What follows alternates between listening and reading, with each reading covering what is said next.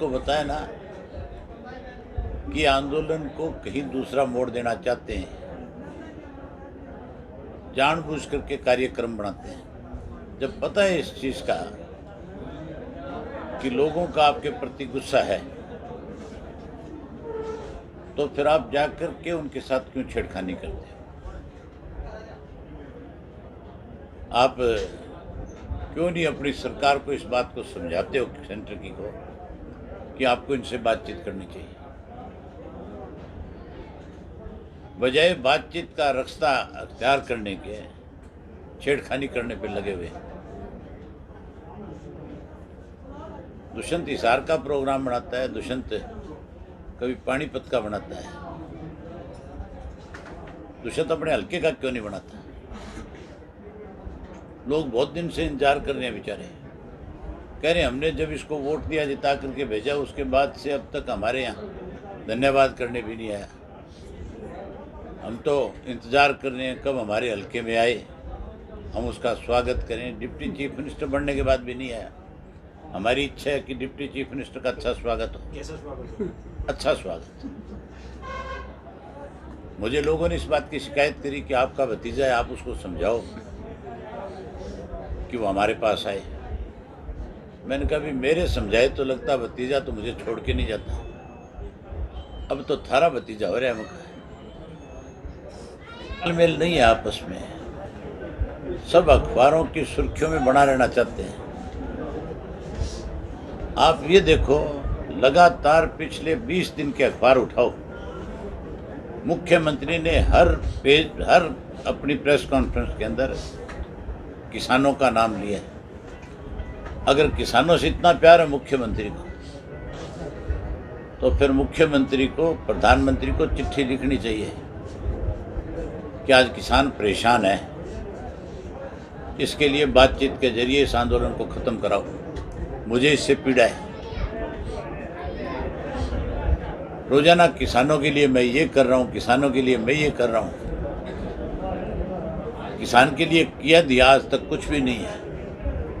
नए नए ऐसे कानून किसान के लिए बना रहा है जिससे और बड़ी परेशानी आएगी। मुख्यमंत्री विधानसभा के अंदर बहुत अहंकार के साथ कह रहा था कि मैं तो एक ऐसा कानून भी बनाऊंगा कृषि में कि अगर मैं आपकी ज़मीन ठेके पे लूँगा, तो जिस दिन मैं आपसे ठेके पे आपकी ज़मीन लूँगा, उसी दिन आपकी ज़मीन की गिरदावरी मेरे नाम हो जाएगी। मैं उस ज़मीन का आधा मालिक बन जाऊँगा। अगर मेरे नाम गिरदावरी होगी तो मैं कब्जा भी कर लूँगा उस पर। कब्जा करने के बाद कोर्ट में जाओ, लड़ते रहो मुकदमा। थोड़े बहुत रह रहे मुन और मरवा दे। हाँ, लड़ते रहो मुकदमा, सुप्रीम कोर्ट तक जाओ और फिर वापस तहसीलदार के आ जाओ, फिर सुप्रीम कोर्ट जाओ और फिर तहसीलदार के आ जाओ। जैसे सर अभी हमारे देश का प्रधानमंत्री जो है, पिछले दिनों बांग्लादेश गए थे। जो उनका भाषण था वहाँ का, उसको सुन करके ये लगता था कि प्रधानमंत्री के पद का मजाक बना दिया। उन्होंने वहाँ पे जाकर के ये कहा था कि मैं उस वक़्त में 20-22 साल की उम्र में था जब आपके देश की आज़ादी की लड़ाई हो रही थी, और कह रहा था कि मैंने भी सत्याग्रह में भाग लिया और मैं जेल गया। उसके बाद बड़ी डिबेट हुई इसके ऊपर। आज तक बीजेपी ये साबित नहीं कर पाई कि वो सत्याग्रह में कौन लोग थे,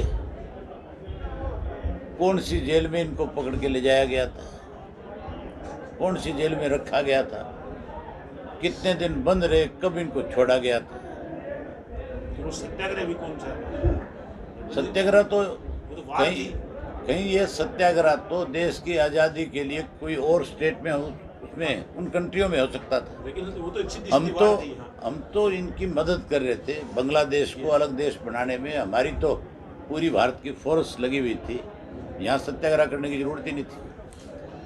पर मोदी जी शायद पता नहीं कैसे ऊक चूक हो गए उस दिन। लेकर के मंडियों पे जा रहे हैं, मंडियों के बाहर पुलिस खड़ी कर रखी है। सरकार की तरफ से दावा किया जाता था कि 1 तारीख से खरीद शुरू हो जाएगी। अब तक किसी भी एक भी मंडी में कोई खरीद नहीं हुई है। इसका मतलब हाथी के दांत दिखाने की ओर और खाने की ओर है। मुझे नहीं लगता कि ढंग से कोई अब की बार गेहूं की परचेज होगी। पिछली बार तो 2-2 महीने की ब्याज का पैसा खाया था। अब की बार और ज़्यादा किसान को परेशान करने की योजना है। इसीलिए इन्होंने बारी बारी ये कहा कि ऑनलाइन पेमेंट। हमारे यहाँ पे तो पूरी इलेक्ट्रिसिटी भी नहीं है, बिजली भी नहीं है। बहुत सारी जगह ऐसी है जहाँ 1 मिनट में सारा सिस्टम कोलैप्स कर जाता है। यहाँ तो वाईफाई सिस्टम जो है वो भी ढंग से नहीं चल पाता है। गांव में वाईफाई नहीं है, आप कैसे मैसेज करोगे? कैसे किसान को पता चलेगा कि आज मुझे अपनी कोई फसल लेकर के जानी है? ये सब परेशान करने का तरीका है। एक तरफ वैसे तो सरकार कहती है कि तो केवल किसान को कैसे कमजोर किया जाए, कैसे 3-4 घरानों को बड़ा बनाया जाए, उस पे अपनी योजना पे काम कर रहे हैं। किसान आंदोलन पे कहीं ना कहीं राजनीति भी शुरू हुई। जैसे कल अरविंद केजरीवाल की 3 नंबर ऐसी है। कोई राजनीति नहीं है, आप इसको राजनीति नहीं कह सकते। अगर कोई मुझे कहीं पंचायत करके बुलाएगा तो मैं क्यों नहीं जाऊंगा? अगर कोई केजरीवाल को बुला रहा है तो जाएगा वो। लेकिन जिस ढंग की राजनीति बीजेपी कर रही है वो गलत है। इतना सॉफ्ट कॉर्नर मतलब आपने दिखाया सर कि आने वाले समय में कोई किसी तरह का अलायंस पूरे प्रदेश में बन सकता है, किसी तरह कोई किसके साथ? अन्य पार्टी थे, आपकी बात कर रहे थे और समान विचारधारा की समाज को भी विचारधारा। अभी बहुत टाइम है, इन बातों की चर्चा करने की जरूरत नहीं है। अरे सिंह चुनाव को लेके क्या रणनीति है? नहीं, अब ये दो चुनाव सब आपके सिर पे खड़े हैं। ये सब चीजें फालतू की है जिसकी दो बातें आप दो कर रहे चुनाव हो। आपके सिर पे खड़े हैं, एक आप वाला और एक अलग वाला। हम दोनों उपचुनाव लड़ेंगे, हम कोई सन्यासी थोड़े ही है जो चुनाव नहीं लड़ेंगे। अर्जुन चौटाला कहीं से चुनाव लड़ेंगे? चुनाव क्यों? वो चुनाव लड़ नहीं सकता, उसकी उम्र नहीं है चुनाव लड़ने की। लड़ेंगे क्या वो चुनाव? कोई उपचुनाव नहीं लड़ेगा वो। उसको पार्टी की तरफ से हम जो जिम्मेवारी लगाएंगे वो निभाएगा। आपकी आवाज की जरूरत है? है। आपकी किसी बॉर्डर पे नहीं जाता, किसी टोल पे नहीं जाता। मैंने जब इस्तीफा दिया तो उस दिन फैसला किया था कि मैं पूरे प्रदेश के एक के गांव में जाऊंगा और एक के गांव में जाकर के लोगों को इस आंदोलन के प्रति, कृषि के 3 काले कानून हैं उनके बारे में विस्तार से बताऊंगा। और ये भी बताऊंगा कि किस ढंग से भारतीय जनता पार्टी की सरकार जो है वो एक षड्यंत्र के तहत इस आंदोलन को कमज़ोर करने की साजिशें रचती है। कई बार उन्होंने इस आंदोलन को बदनाम करने के लिए उच्छेद कंडे अपनाए और विशेष रूप से कल जो उन्होंने किया, राकेश टिकैत जी के उस काफिले पे जो हमला किया उन्होंने, कोई आंदोलन हमले करने से खत्म नहीं होता,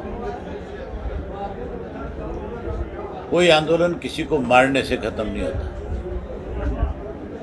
आंदोलन तो बातचीत के जरिए ही खत्म किया जा सकता है। बहुत छोटी मानसिकता थी भाजपा की कि उन्होंने इस तरह से उन पे हमला करा करके अपनी ओछी मानसिकता का परिचय दिया है।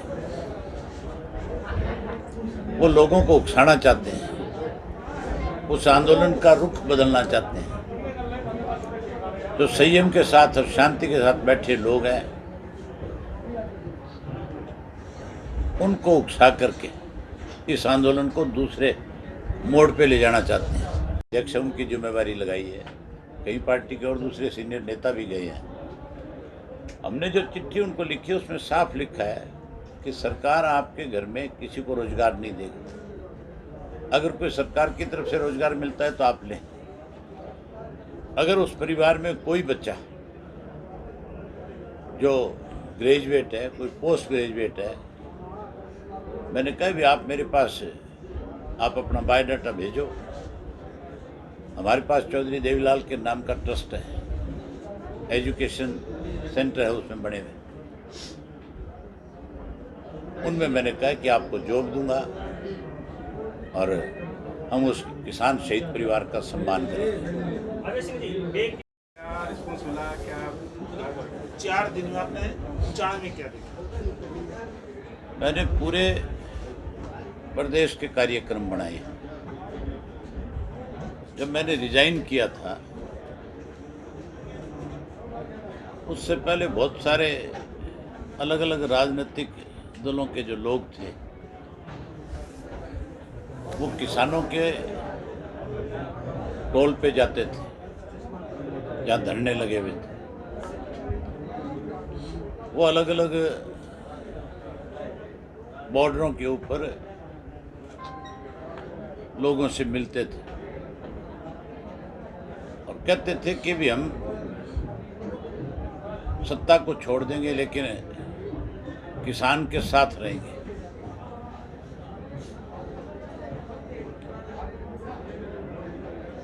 बहुत सारे तो ऐसे भी थे जिन्होंने स्वयं जाकर के समर्थन दिया था।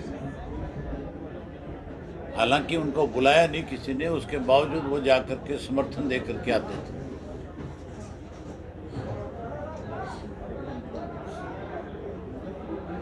वहां तो उनकी अपने आप को किसान हितैषी कहते थे और जब विधानसभा की बात आती थी तो फिर किसान के हक में बोलने की बजाय अपनी जुबान पे ताले लगाते थे।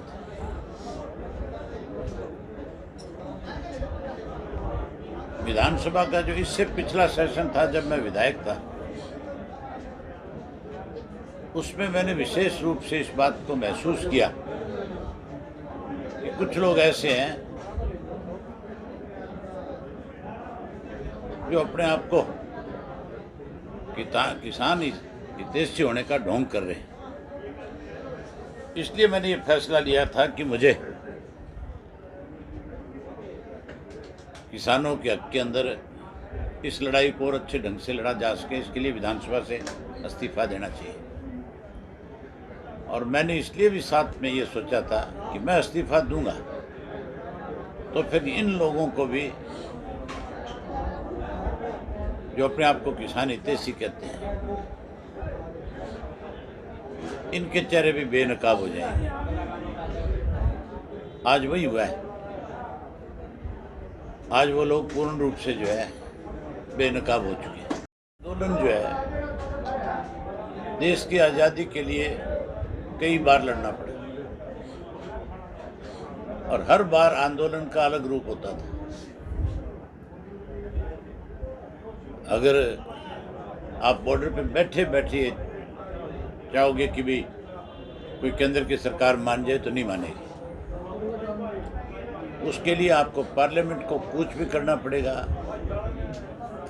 आपको ऑफिसों की घेरेबंदी भी करनी पड़ सकती है। बहुत सारे ऐसे निर्णय लेने पड़ेंगे जिससे सरकार पे दबाव बने। सर, आज मुख्यमंत्री का दौरा था रोहतक में, किसानों पर हल्का बल प्रयोग हुआ है, वो तो कुछ छोटे भी आए हैं। कल दूसरे चौटाला को 8 किलोमीटर के लिए हेलीकॉप्टर लेना पड़ा था। मुख्यमंत्री उप मुख्यमंत्री के साथ क्या हो रहा है प्रदेश में?